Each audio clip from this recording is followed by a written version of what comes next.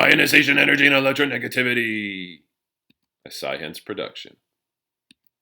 What is ionization energy? It's the amount of energy required to remove an electron from an atom or molecule. So here we have a guy trying to remove an electron.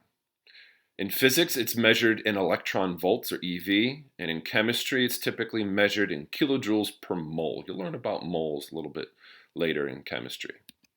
It's basically a measurement of how well a nucleus can hold on to its electrons, and we're specifically talking about its valence electrons for its first ionization energy level. The periodic table allows us to quickly compare ionization energies as long as you understand the trend. Now, the trends are dictated by the two same factors we talked about for atomic radius. So, down a family, ionization energy decreases. You can look here in column 1A, hydrogen, all the way down to cesium. You can see those numbers underneath of there. Okay, those are kilojoules per mole. They're ionization energy, and it is decreasing as we go down this family. Why? Well, if you can remember, electron shielding is what determines every trend down a family. There is more shielding as we go down this group, which means that the amount of energy needed to remove an electron is less. Electron shielding is talking about those internal kernel electrons that are blocking the outermost electrons from the nucleus. The Coulombic attraction between the outermost electron and the nucleus is weaker the further away it is, and the more electrons that are getting in the way, repelling the other electrons. If you have questions on electron shielding, feel free to go back and review the atomic radius video. The weaker the Coulombic attraction, the easier it is to remove the electron. Now, across a period, ionization energy increases. So you look in here, we have potassium all the way to krypton. Now, the trend overall, it's a trend. It's not a fact or a rule. The trend overall is it is increasing from left to right for the most part. Not all the time, but for the most part. Why?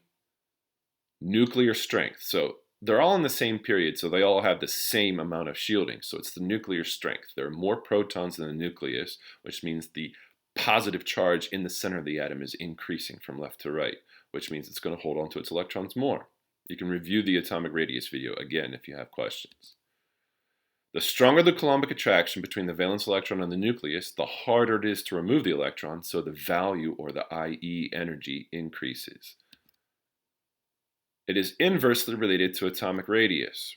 Inverse means opposite. The bigger the atomic radius, the easier it is to remove an electron.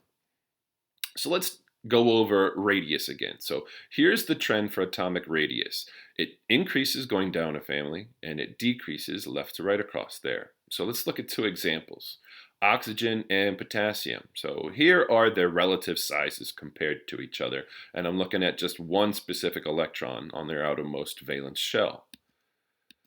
The bigger one, potassium, that means its valence electron is furthest from its nucleus, and oxygen has its valence electron closer to the nucleus, which means that potassium has got a weaker hold on that outermost valence electron, but oxygen has got a much stronger hold on there. So which one's going to be harder to remove an electron from, or to ionize? That's right, oxygen is.